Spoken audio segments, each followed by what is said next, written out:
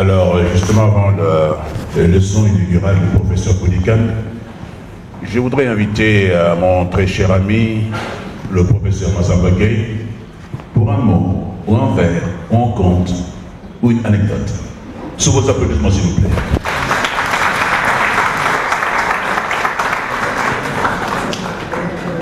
Je ne voudrais pas que ma parole soit juste comme un iceberg dans le soir. Je sais que dans cette ville, chacun attend de recevoir un mandat porté par un enfant noir qui attend de goûter à l'hostie noire de lui tendra. Je sais que c'est la nationale de littérature de Dakar.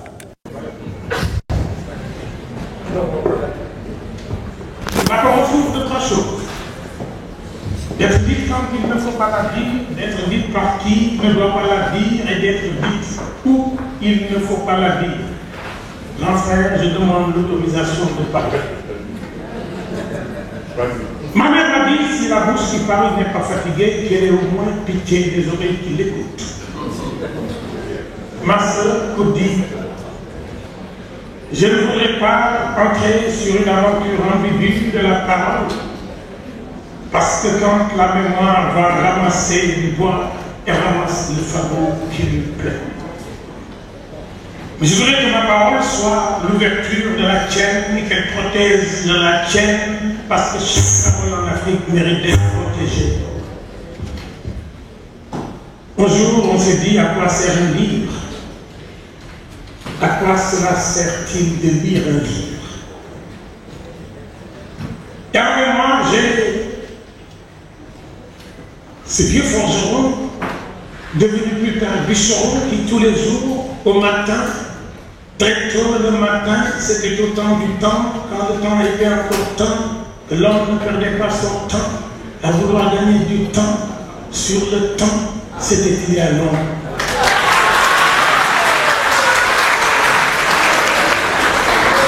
Il y a très longtemps, ce forgeron, devenu bûcheron, tous les jours, en ramassant du bois, revenait avec un livre en main, et les enfants du village se moquaient de lui, un forgeron devenu bûcheron qui lit. Il était devenu la risée du village. Mais il lisait les livres, il les dévorait. Il en avait fait ses amis. Si vous voulez être intelligent, passez toujours votre temps avec des gens intelligents. Et comme d'entre vous, dans votre ville, vous ne pouvez pas savoir qui est intelligent et qui ne l'est pas. Soyez avec les écrivains, parce qu'il faut être intelligent pour écrire un livre. Lisez des livres. Et il a tellement lu, cher frère Dr Salif. Il a tellement lu, cher Nabokounoul.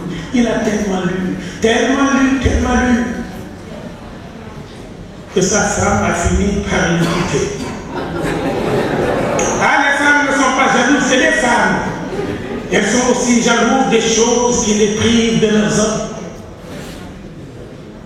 Arrêtez de regarder des matchs tout le week-end.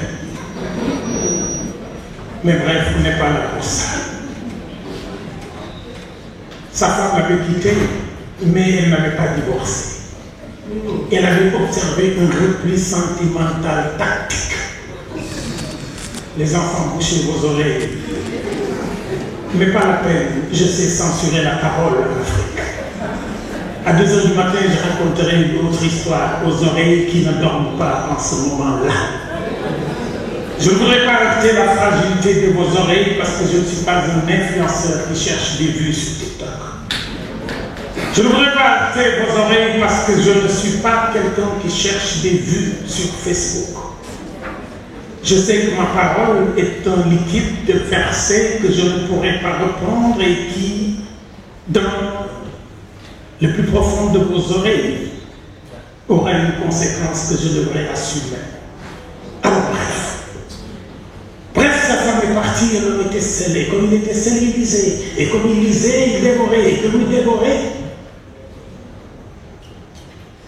subitement, il s'est rendu compte qu'il n'y avait personne autour de lui. Parce que tout le village était vide. parce que le roi venait de mourir. Le roi venait de mourir. Et il fallait remplacer le roi. Et on a pris un autre qui avait dit qu'il devait consulter tous les gens dans leur domaine avant de savoir comment guider son peuple. Alors il a reçu. Et à un moment il s'est dit, je voudrais qu'on m'amène quelqu'un qui connaît la forêt et le bois.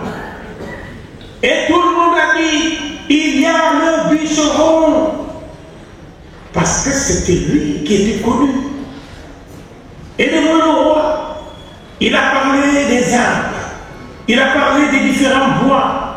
En parlant des bois, il a parlé des eaux qui irriguaient les branches des bois. En parlant des eaux, il a parlé des sols qui accueillaient ces eaux. En parlant de ces sols, il a parlé des oiseaux sur les arbres. Il a parlé des choses multiples qu'il a lues dans les livres. Et le roi lui a dit, mais finalement, tu n'es pas qu'un bûcheron. Moi qui cherchais un conseiller spécial qui puisse me dire si chacun de mes conseillers techniques est technicien dans son domaine, je pense que finalement, je vais faire de toi mon premier vice-roi. Par le livre d'un homme inconnu, qui était devenu la risée des gens, a fini par être vice-roi. Mais il a dit au roi, si je suis ton conseiller, en ce moment, je ne pourrais pas être Dieu.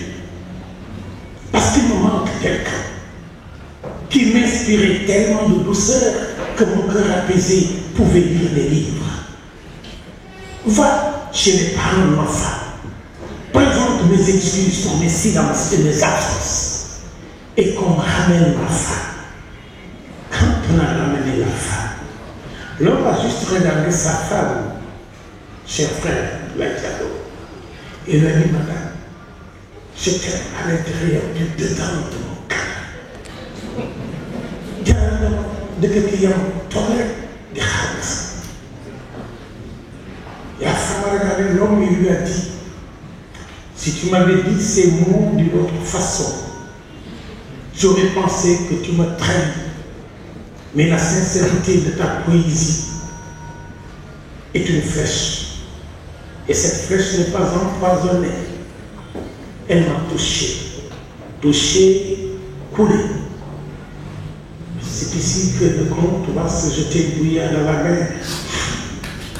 Et le premier qui en respire l'air, c'était Abdoulaye, le cadeau de la maison.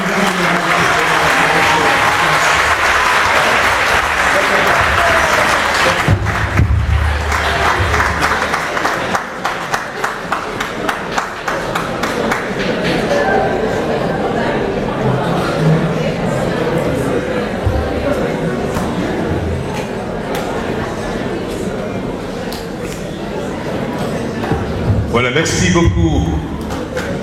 Merci encore des applaudissements au professeur Massamba Gueye.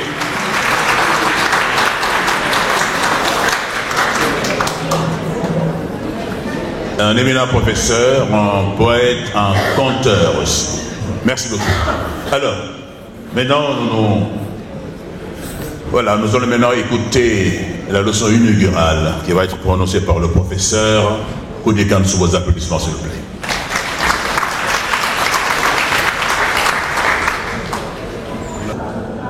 Merci. Monsieur le représentant du ministre de la Jeunesse, des Sports et de la Culture, Excellence, doyen des ambassadeurs, Monsieur le conseiller du Premier ministre, chers invités, chers écrivains, chers professeurs, enseignants-chercheurs du département de lettres modernes, chers éditeurs, chers écrivains, mesdames, messieurs, chers consoeurs et chers confrères, je suis très heureuse et très honorée d'être ici parmi vous dans cette belle rencontre littéraire, le Philide, dont je remercie l'initiateur, M. Abdoulaye Fodé Diop, et mon collègue professeur Alioune Diaw de m'y avoir associé. En prenant la parole, je souhaite partager avec vous une réflexion sur le livre comme mémoire des civilisations et plus particulièrement le livre comme patrimoine de la civilisation africaine. Le livre, dans sa plus simple définition, est un assemblage de feuilles en nombre plus ou moins élevé portant des signes destinés à être lus. Son histoire a commencé avec l'invention de l'écriture entre le 9e et le 4e millénaire avant Jésus-Christ. Les premiers supports utilisés pour conserver durablement des textes ont été la pierre, les tablettes d'argile, comme celles du 3e millénaire avant Jésus, retrouvées en Mésopotamie, et le bois. Les mots qui signifient livre en grec ancien et en latin, biblos et liber, ont pour sens premier l'écorce intérieure d'un arbre. En Chine, les tablettes de bambou et la soie ont également servi de support à l'écriture. C'est donc la matérialité du support qui donne son nom au livre, matériaux sur lesquels on peut inscrire des signes qui font trace, mémoire et sens. Le concept de bibliothèque remonte également à la haute antiquité. On a ainsi retrouvé 22 000 tablettes datant du 7e siècle avant Jésus-Christ qui appartenaient à la bibliothèque des rois d'Assyrie. L'Assyrie, c'est une région du nord de la Mésopotamie qui correspond aux actuels territoires de la Syrie, de l'Irak, la Turquie, l'Iran et le Liban. Pendant l'Antiquité, les tablettes ont été remplacées par des rouleaux de papyrus. Et pour le papyrus aussi, ce qu'il faut retenir, c'est une plante qui pousse sur les bords du Nil, d'où l'origine égyptienne de l'écriture. Puis des parchemins, appelés volumen en latin, pluriel volumina. Ces rouleaux plus légers et plus faciles à transporter ont constitué le principal support des textes en Égypte, en Grèce et à Rome. On a ainsi retrouvé en Égypte des rouleaux constitués par collage de plusieurs feuilles de papyrus atteignant 10 mètres et même pour certains livres plus de 40 mètres de longueur. Ces rouleaux se déroulaient de manière horizontale pour lire le texte. À partir du 3e siècle avant Jésus-Christ, le parchemin réalisé à partir des peaux animales, moutons, veaux, révolutionne l'histoire du livre en permettant une meilleure conservation des manuscrits dans le temps. Ce support, qui coûte très cher à l'époque, a pour avantage d'être solide. Il permet même d'effacer un texte pour réécrire par-dessus. C'est ce que l'on appelle un manuscrit palimpseste. Il a fallu attendre la fin de l'Antiquité, entre le 2e et le 4e siècle, pour que le rouleau ou volumen soit remplacé par un ensemble de feuillets reliés au dos, le codex. Cette nouvelle forme de livre permet d'accéder directement à un endroit précis du texte, contrairement au volumen que l'on déroule, et de prendre des notes en même temps qu'on lit. Au Moyen-Âge, les manuscrits se présentent dans la plupart des cas sous la forme de codex. Ce type de livre est constitué de cahiers reliés entre eux en nombre variable suivant la longueur du texte à transcrire. Ces cahiers sont eux-mêmes formés de feuillets, encartés les uns dans les autres et cousus ensemble. C'est au cours du Moyen-Âge que le livre prend sa forme actuelle, avec la séparation des mots, l'invention des majuscules et de la ponctuation, puis celle des tables des matières et des index. Jusqu'au XIIe siècle, la production des manuscrits et la transmission de la culture sont restés le monopole du clergé. Les monastères possédaient des ateliers de copie appelés scriptoria, où les religieux et religieuses était parfois secondé par des copistes et des artistes laïcs. Ce monopole a pris fin avec le développement des universités dans les grandes villes. Avec la demande accrue des manuscrits, apparaît le métier de libraire. L'utilisation du papier s'est diffusée en Europe au XIVe siècle. Ce support venu de Chine, par l'intermédiaire de la culture arabe, allait bouleverser l'histoire du livre. Moins cher que le parchemin, ce matériau a en effet permis une plus grande diffusion des livres. Le développement des techniques de l'imprimerie par Gutenberg vers 1440 a marqué un tournant décisif dans l'histoire du livre. Dès lors, les livres, qui étaient auparavant des objets uniques et précieux, ont pu être reproduits à de nombreux exemplaires. Grâce à la baisse très forte du coût de production, la diffusion du livre a considérablement augmenté dès le XVe siècle. Ainsi, le livre a su allier le contenu des idées à sa composition et à sa diffusion. Aujourd'hui, si le livre continue d'être transmis à travers le papier, de génération en génération, il a aussi une nouvelle forme, celle du numérique, qui constitue dès lors un patrimoine international commun. Le livre est l'expression des idées, d'une culture, de la pensée d'une époque et d'un territoire. Son support considéré comme impérissable devient ainsi héritage littéraire de toute une histoire qui s'inscrit par le truchement de la reproduction. Il peut contenir des trésors esthétiques, une sorte de magie du langage, une intelligence à grande échelle qui relaie une vision tout comme il peut répandre des horreurs historiques et idéologiques. Mais le caractère sacré de l'écrit demeure l'expression de la liberté, car l'autodafé demeure un acte de censure relevant d'un dictat politique. Ainsi, toute l'histoire littéraire se trouve-t-elle imprimée, gravée dans l'histoire des tablettes, du papyrus, des parchemins et du codex. Dans la tradition africaine, on le sait, la littérature est aussi orale, tout comme elle l'était sous l'Antiquité grecque. N'oublions pas la parole d'Amadou Hampâté-Bâ, je le cite, « Un vieillard qui meurt est une bibliothèque qui brûle ». Fin de citation. Si l'on considère le patrimoine littéraire africain, il est multiple, fait de récits historiques, de mythes, de contes et d'une parole qui peu à peu forme une bibliothèque unique dont il est nécessaire d'en rappeler la profonde richesse. S'inspirer de nos archives historiques et culturelles est un pas nécessaire pour sortir des représentations que le passé colonial a laissées comme empreinte, des impressions falsifiées qui ne servaient que la cause occidentale. Notre cabinet littéraire est notre source d'inspiration, alliée à nos regards pluriels que constitue notre mémoire créative de notre propre récit. Au XXIe siècle, sortir de la bibliothèque coloniale est une condition sine qua non pour bâtir une mémoire littéraire africaine.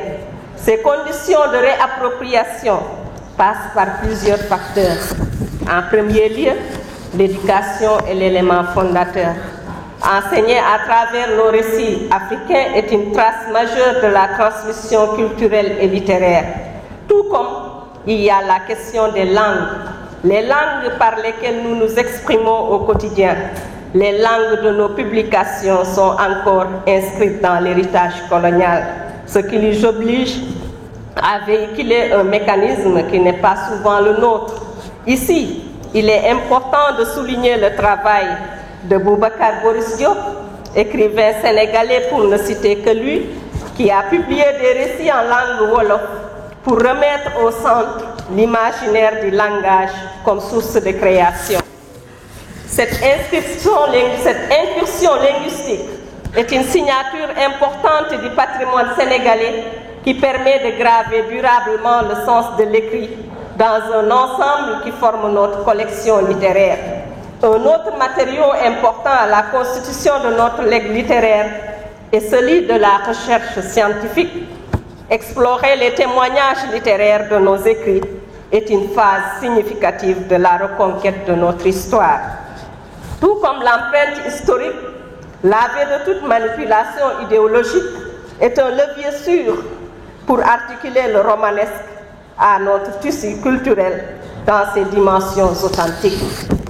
Pour exemple, l'œuvre d'Amadou Eliman Kane, écrivain poète sénégalais, puise toute sa substance dans les aspects historiques africains, le plus souvent oubliés ou déformés, pour forger un passé réhabilité et bâtir les étagères de nos imaginaires. Par-delà, il cultive également une écriture hybride qui s'inspire de tous les genres, du récit au mythe, du chant, de la poésie, de la prose poétique, de l'épopée, tout comme le naturalisme de notre époque contemporaine qui dénonce les travers de l'aliénation culturelle. Cette captation de l'histoire africaine comme des facsimilés intemporels se superpose comme autant de palimpsestes qui ne cessent d'imprimer une narration retrouvée. La longue histoire du livre, médium patrimonial et littéraire, est l'expression immortelle des civilisations qui se transmet de siècle en siècle. Laisser des traces d'une époque qui, issues du passé, peuvent éclairer le présent et l'engagement d'une constitution culturelle qui a le souci de ne pas oublier et de transmettre son capital patrimonial qui enseigne et mène au progrès. Ainsi, pour conclure, disons que le terrain de la bibliothèque patrimoniale africaine est un vaste champ d'exploration qui est une des clés de la renaissance culturelle. Par son archéologie des savoirs, ses traditions ancestrales, son histoire littéraire, sa voix singulière, le récit africain doit pouvoir s'élever sur les rampes de bois qui détiennent les mots et les symboles sous un éclairage de la permanence. Je vous remercie de votre attention.